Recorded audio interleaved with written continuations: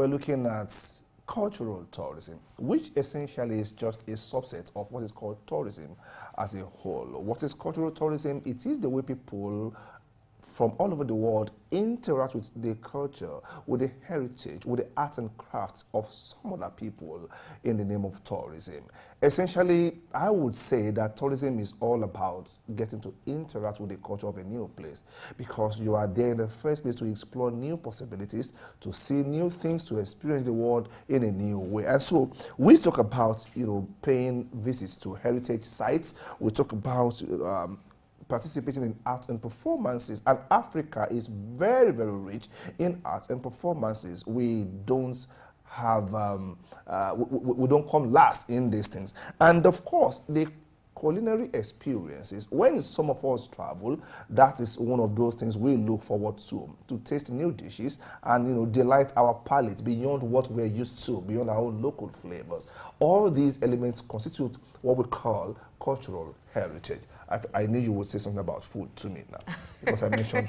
Well, that is you judging yourself, because I wasn't going to say anything about that. You were thinking, and I was hearing your thoughts. Oh, really? Well, you can't separate culinary experience from cultural tourism, because when you experience the culture of people, food is part of the culture of people, and so you want to also experience their food, where you different cuisines will be served to people. So it's a fun part of tourism, unlike some kind of tourism that is not so fun.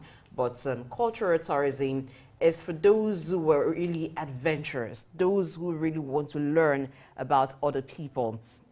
Now, bringing it down to Nigeria, there are different parts of our culture that are fascinating, not just to foreigners, but even to ourselves, because we have different cultures in Nigeria. Take, for instance, the Osun Festival. That garners lots of tourists, but locally and internationally, people want to see what the culture of the Yoruba people is about, which is what the Osun Festival really embodies. People want to see how it is done. And so you have people coming to watch that, and they interact also with the people. At the time, we had Beyonce, international music artist Beyonce, coming to be a part of the Osun Festival. So these are some of the things that cultural tourism brings about. People of different culture coming to just experience the culture of other people.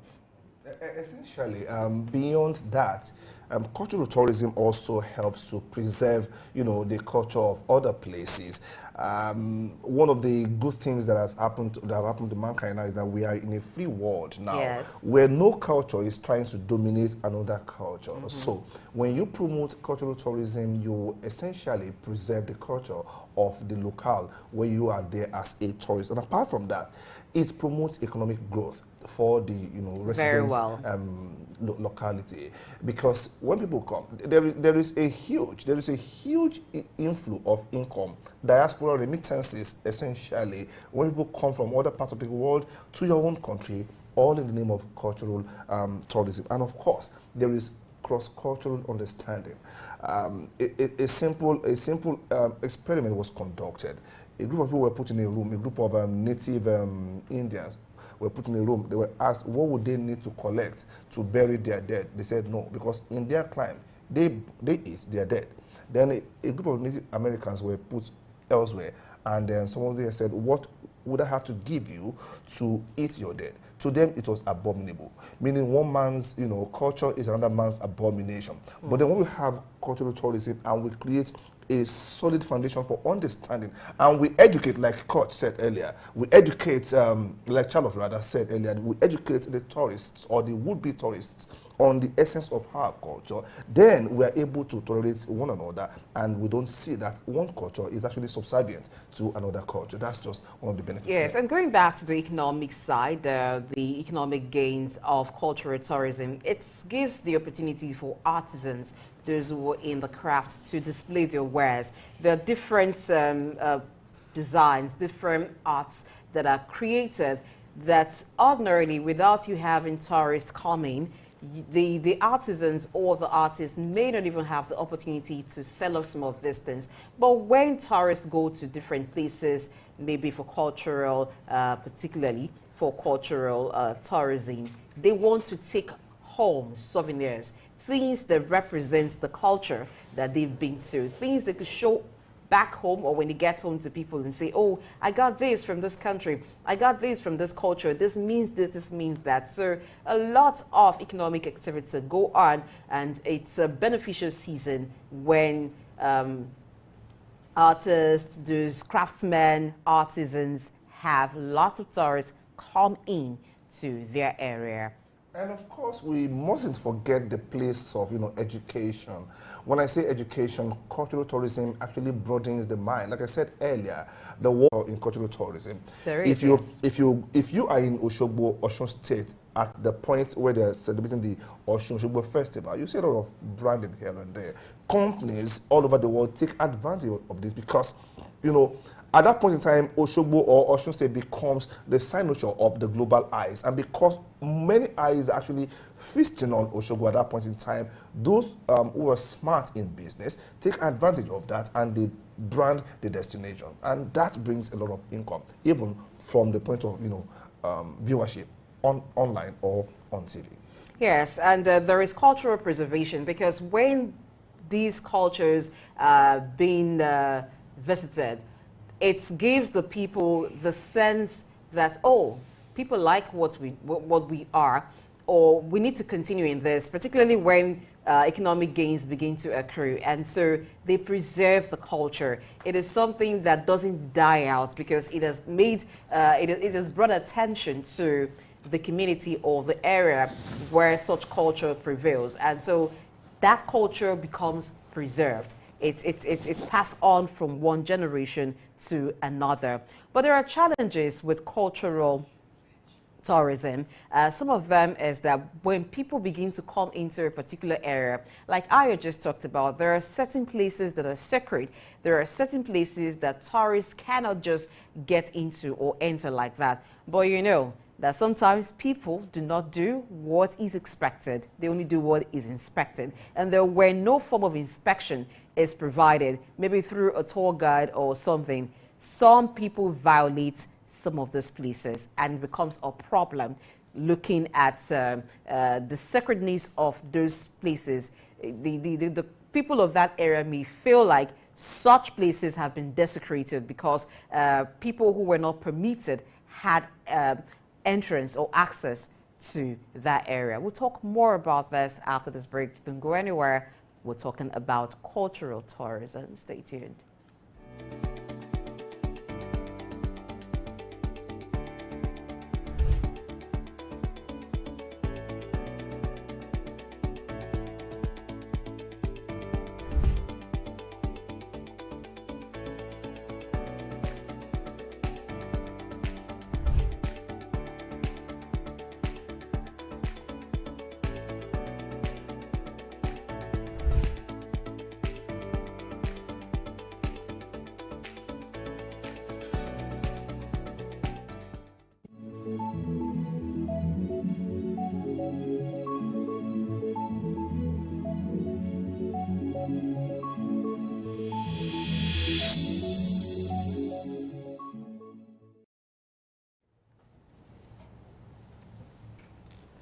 All right, thanks for staying tuned. We're still looking at cultural tourism. If you just joined us, we've looked at some aspects of cultural tourism. We'll talk about the heritage side. We'll talk about art and performance, which cultural tourism opens the door for more of it. You can talk about cultural tourism without talking about art and performance. You would have sometimes some festivals go hand in hand with some of those things, and there will be performance, maybe cultural dance, cultural trips performing, and you also have art, where we talked about some artifacts, some artworks that would be on display, which some cultural tourists want to buy and take home as souvenirs. We've looked extensively at the economic gains that accrue to communities where we have lots of cultural tourism activities or even centers. And we've talked about also branding, companies taking advantage of this and wanting to also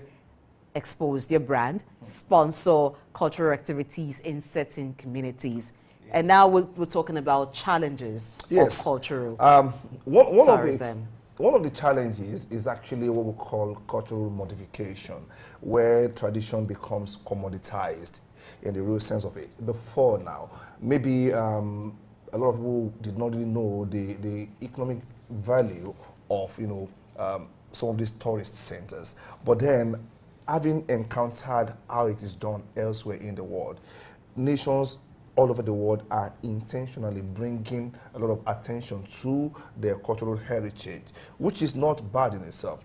But then some would argue that we are kind of desecrating the sensitivity of our cultural heritage because we have commoditized it. And I like to, you know, crack a particular joke. When a European, you know, enters a typical African shrine, he doesn't see gods anyway. He sees works of art. He sees bronze, he sees sculpture, and it can be very touchy. When an African enters another place, he sees gods. That is a difference, a very marked difference there. So that's one of the challenges there. Some people believe we have commoditized our culture. Well, it is not bad as some people will see it, because the whole idea of culture is for it to shape lives and to impact meanings. And if you cannot export your own ideology through your own culture to other people, then you are doing yourself a disservice. That's just one of it. Yeah, talking about commodifying culture, it's part of the reason why some communities or some cultures have closed the door to their culture, even when they have a lot to give out in terms of making it a tourist attraction, bringing in people. They do not want to have their culture or some aspect of their culture exposed to people who are not natively from that culture. But I think there's a way to go about it. There are areas that you could leave out. There are areas you could open up to people to see. And talking about it being an ideology, because ideology is part of the way people rule, people influence others. Now, you can even expose that ideology to other people and bringing other people into your culture. So there are several ways to go about it, where you don't necessarily commodify your culture, but you expose it to people and then you make gains from it while also preserving it. There are areas you could leave out where people may not have access to, so they do not desecrate places that are considered to be sacred. Okay, so to join the conversation via Zoom is Limfenyuy Cyrille, who is a tourism and hotel management lecturer, University of Bamenda in Cameroon. Good morning, Mr. Cyrille. Good morning. Yes, good to have you join us here. Thank you. Now, let's talk about the place of cultural tourism in preserving the heritage of a place. How does it happen?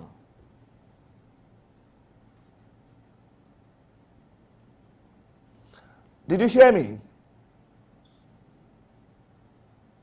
Okay, seems to have frozen there. I was about asking. Okay, you can hear me. It actually got broken. Okay. I couldn't. Okay, let me repeat myself. What you said. Okay, let me tell you now. How does cultural tourism, you know, help to preserve the heritage of the locale where this tourism takes place? What is the interaction between preservation of culture and cultural tourism? Well, thank you very much for the opportunity to be on set. I want to actually say cultural tourism is a very vital aspect when it comes to preservation of our culture. Now, because these are elements, ideologies, perceptions, and art that has been transferred from generation to generation, and it is a kind of an artistic manner to identify the things that are common with a particular people, and it defines them. So it becomes a tool of preservation of what their identity really is. So that's the relationship between cultural tourism and preservation, because the art, the norms, the identity of a people is being preserved through cultural tourism or through enhancements in cultural tourism. Are the strategies that destinations or locale where we have some very attractive culture, how can they achieve a balance between tourism and also the demands to protect cultural assets? Yes, I think one of the things that happens with us so often is the fact that we stage our culture in order to make it visible in tourism fairs. But there is need for us to understand that the reason why we should be able to maintain the elements of cultural tourism is because the person who is coming to identify with our culture has probably seen elements of it that are of interest and wants to have full understanding on what dimensions that these are. So when it comes to striking a balance between the whole aspect of cultural tourism, we look at it from the perspective where elements that can be appealing to the visual identity of this people, of a group of people, or a society or a nation, can be sold out to others so that they have an appreciation of what these people are, what are their beliefs, what are the things that hold dear to them, and how does it define who they are. Now, some do say that there is this concept of over-commercialization of tourism, especially cultural tourism. Do you believe, really, that cultural tourism can be over-commercialized? And if you do, what can we do to still preserve the identity, the sanctity of our culture in the face of over-commercialization of it? Well, yes, that is very true. Cultural tourism is over-commercialized, especially when a particular group of people decide to do multiple cultural events to showcase their identity. And when this is brandished world over, and it becomes a kind of, how do I put it? It becomes a kind of a national event or an event that calls attention. We reach a point where we cannot be able to deliver a lot of what the culture is. Then we start trying to camouflage it. Now, the over-commercialization comes when you look at, if you want to do a cultural event to showcase your identity, there is the gastronomic part, there is the museology, or there is the artistic exhibitions. All of this can be done in a single environment or through a single fair. When it is spread through individual or independent sectors, it leads to this whole aspect of over-commercialization. One of the ways we can be able to curb this is to identify the various aspects of cultural tourism, group them, and sell them out as packages, not repeating them in communities that have a similar kind of a culture. For example, in Cameroon, if we have villages that are connected to each other doing cultural festivals almost simultaneously, it will lead to this whole aspect of over-commercialization, because there are lots of these elements that are common or similar to each other. What then do we do? There is a bright side of over-commercialization, which is wanting to create an impact with sending forth the identity of a people, especially those that are marginalized. But on the other hand, when it is overdone, it reduces the attention that this can get. And so it makes the level of appreciation to diminish. So the value that that culture has becomes diminished. Okay, we'll get back to that. I was about asking the steps countries in the world, especially Africa, can do post-pandemic to reboost that particular sector. Like I just read out some statistics there. In 2021, we had 518,000 tourists in Nigeria, which was a decrease from what happened in 2020. Of course, we know that the COVID-19 outbreak was responsible because the entire world was shut down or locked in. And then now, it's been 3 years or 2 years on the aggregate since the end so to speak, or the control of COVID-19. So what do we do as a people to still boost, cultural tourism? And what we are doing today is probably one of those steps we can take: media exposure. When we talk about it here on this platform, then others will know that, okay, let us continue with that. Okay, I have it that my guest is back. Mr. Cyrille, welcome back. Can you hear me? Okay. Right there. All right, thank you. So I just reeled out a set of statistics from Nigeria here that showed that... I think before the connection got lost, we were talking about the impact of COVID-19. Essentially, yes. So you can speak to that. What do we do post-COVID to boost cultural tourism?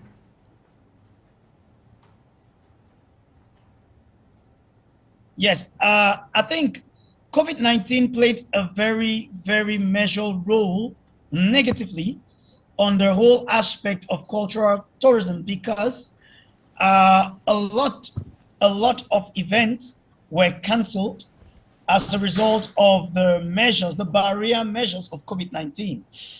Well, notwithstanding, in areas where revenue was generated from the organization of such events, there was actually a backdrop. But recently, in recent times, lots of these events have actually been reorganized. And in Cameroon, for example, we've had lots of cultural festivals coming up. We've had lots of heritage sites being opened. Museums are opening for public consumption. And well, the impact is being felt again positively, even though it had reduced us to a point where interaction was limited and organization of cultural festivals and gatherings as such was actually impeded by the effects of the COVID-19 pandemic. So it had a very negative effect on lots of communities, especially those who depend a lot on organizing such cultural festivals, gastronomic festivals, and all of that. All right, so what initiatives would help destinations secure the engagement of the tourists in cultural activities, in the local traditions? Well, I think one of the things that we need to be able to look at is we must identify, the communities concerned should identify what they want to project. What is it about our culture that we want to showcase? What part of it are we comfortable sending out to the world, to the public? What do we want people to identify us with? Someone could visit a particular cultural destination for tourism, and they may not just be impressed and not want to return. You know how if you have people who return and also bring others, that increases the viability of that destination. Yes, he mentioned something earlier when he was, fielding questions from us, that it is important for the local community to determine what they want to project, really. So when you want to go to the next stage of engaging visitors or tourists to your country, then you must define at what level you want to engage them. How deep do you want to take them? Because, Africa in particular is rooted, the traditional Africa, not the modern day Africa that has been, westernized. The core Africa is rooted in mythologies and a lot of rituals. That is tradition for us here. Now, when you bring outsiders to come and engage with your culture at that level, then you have to decide how far they can go, really. Okay, Mr. Cyrille, you're back on track. All right. So I want you to speak. Okay, oh dear. It's okay. It's fine. We'll just go on and we'll see. So when you bring in people to your culture, like I was saying, you must define the limits for them. Decide what you want them to engage in, so that they don't touch the touch nuts, if there are any touch nuts, and they don't just go beyond their bounds. And that is where you said tourist guides come into play there. just that when you see all these guys in some climes, they really are not doing. They become tourists themselves. They are meant to be your guide, but they get fascinated by the hard currency that you bring on board. Especially at cultural events where you have lots of performances, masquerade displays and all, so they get carried away, and sometimes it may not be enough, because when you talk about cultural tourism, it involves the attraction of lots of people, and sometimes the events are usually crowded. So having one guard or maybe some tour guard to man the place and to actually tell people what to do, what not to do, can be problematic. So there are different ways that these communications can be passed across, rather than just depend on having people to guide other persons who are visitors to say, oh, this is the way to go, this is where you can stay. You could have signs at every place, signs that can be understood. Now, this is where the Ministry of Tourism of every country has a role to play, providing data. Now, for anyone who is visiting a country or a destination for tourism, sometimes they indicate the kind of tourism they're there to do, or when they get to a particular place and they come into a community, through the hotels, through where they stay, maybe restaurants that they visit, you could collate information to know where they've come from, so you know in what language that you can communicate. But there are signs that typically, without you necessarily saying anything, could pass a message to people. For instance, the danger sign. When you place that danger sign at places where you do not want people to enter, maybe because if they touch what they are not supposed to touch, there are repercussions, regardless of the risk that could go along with such things. You could put a sign there so they understand, oh, it is dangerous to go into such places. Now, if the language, you assume that you're getting people from a certain language, maybe English, you could also write that in English. So there are things that can be done that bring to the consciousness of people that, oh, I can't do this here, I can't do that here. You could put a barricade, maybe where there are monuments, where there are particular artifacts that people can see. You could put a barricade so they can actually observe and not get in contact with some of these things. And of course, we shouldn't forget the place of security in all of these. While we were growing up, we read Mr. Baku and family that traveled from one part of Nigeria to almost every part of Nigeria. Those were the days when security was still taken for granted.